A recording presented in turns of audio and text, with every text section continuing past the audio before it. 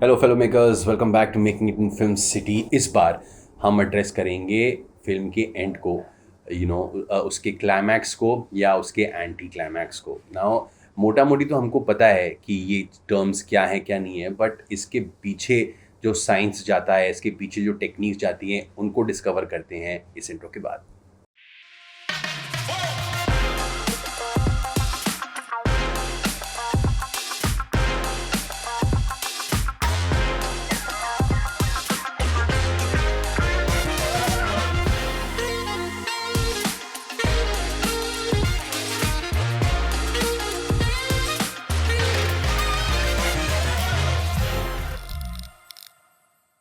Okay, तो what is a climax? Climax exactly होता क्या है? It is that point in your film जहाँ पे your tensions are at its peak, the stakes are at their highest, और फिर वो चीज़ कैसे रिजॉल्व होती है, वो उस कहानी का क्लाइमैक्स होता है, right? Let's move to the anti climax. Now what is the anti climax?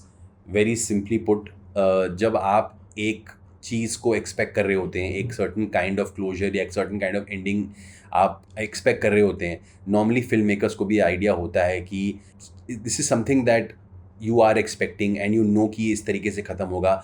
वहाँ पे दे फील दैट इतनी प्लेन और इतनी ब्लैंड एंडिंग की शायद ज़रूरत नहीं है। फिल्म का एंड और थॉट प्रोवोकिंग और इंटरेस्टिंग हो सकता है अगर उसको हम जिस तरीके से एक्सपेक्टेड है उसको उस तरीके से ना पेश करें, पर उसको एक अलग तरीके से, एक अलग मोड़ दे दें, जिससे कि the audience gets caught by surprise basically, है ना? कि मतलब ऑडियंस ने एक्सपेक्ट नहीं किया था इस टाइप का एंड, और that and is not for the sake of it, obviously not for the heck of it. वो भी एंड मतलब एक तरीके से किया जाता है। मैनी टाइम्स एक पूरी कहानी एक एंटी क्लाइमैक्टिक एंडिंग के हिसाब से ही लिखी जाती है, क्योंकि जो फिल्म मेकर का अल्टीमेट पर्पस है वो आपके लिए कुछ थॉट प्रोवोक करना है, फिल्म को एंड करना ही नहीं है, right? Like take Rang De Basanti for example. You would imagine कि यार आपके जो हीरोज़ हैं वो जाएंगे, अपना पॉइंट प्रूव करेंगे, और और लोग उनकी बात सुनेंगे।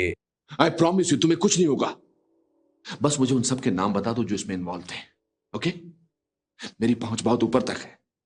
मैं बेस्ट लॉयर्स की मदद लूंगा, कुछ भी करूंगा, लेकिन तुम्हें से जरूर बाहर निकाल दूंगा। They actually get murdered and आपके सारे प्रोटैगनिस्ट, आपके सारे हीरोज जिनके लिए आप रूट कर रहे थे, जिनके लिए आप एक हैप्पी एंड इमेजिन कर रहे थे, वो बिल्कुल नहीं होता है। एकदम एंटी क्लाइमैक्टिक हो जाता है। They are surrounded by the cops and they do get shot in the end, right?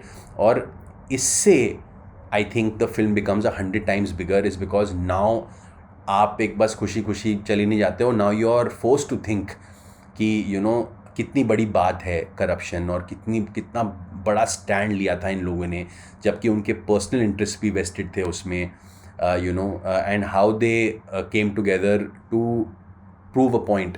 और ये फिर आपको भी सोचने पे मजबूर कर देता है, और फिल्म का लास्टिंग इम्पैक्ट 100x हो जाता है, क्योंकि इतना ब्रेव डिसीजन लिया जाता है फिल्म मेकर की तरफ से। हमारी ऑडियंस भी उस चीज़ को अप्रिशिएट करती है और फिल्म को इतना बड़ा बना देती है, क्योंकि वो हिट करता है स्पॉट को। And that is exactly what matters when you are telling a story. तो कभी भी क्लाइमैक्स या एंटी क्लाइमैक्स को for the sake of it, for the heck of it नहीं करना चाहिए। उस तरीके से डिज़ाइन करना चाहिए जिसमें कि स्टोरी का बेस्ट इम्पैक्ट क्या होगा, जिससे कि स्टोरी का जो अल्टीमेट इम्पैक्ट जो आप चाहते हैं ना, वो मिलना चाहिए स्टोरी से। Whether it happens in a climax form और an anti climax form is up to you, but या that's what you should always take into consideration कि स्टोरी का बेस्ट स्वीट स्पॉट कहाँ हिट करता है, and you should design your end of the film accordingly.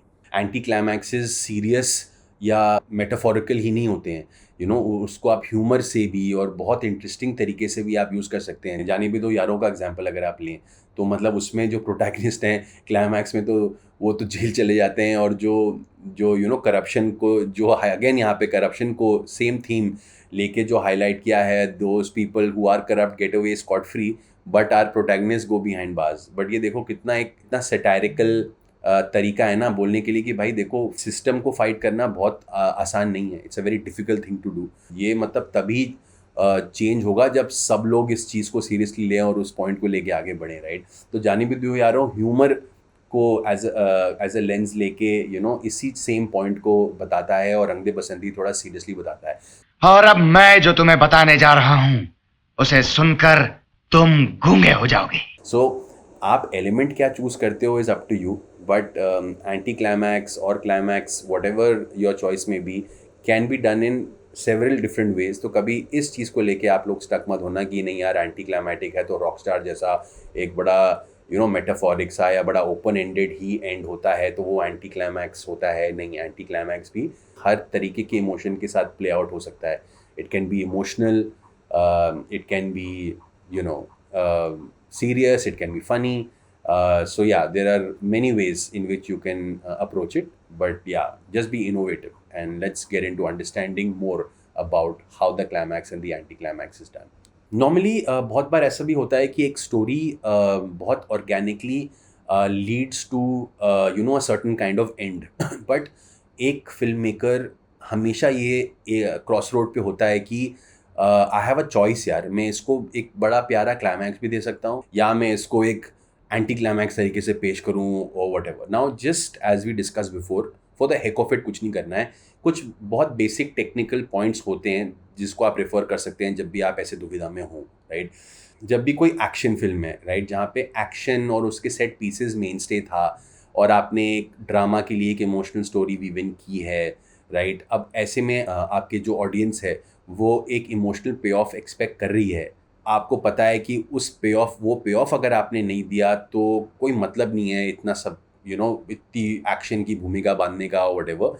So then the only right choice is to give the emotional pay off and end the film in a nice climax, in a very simple climax kind of way.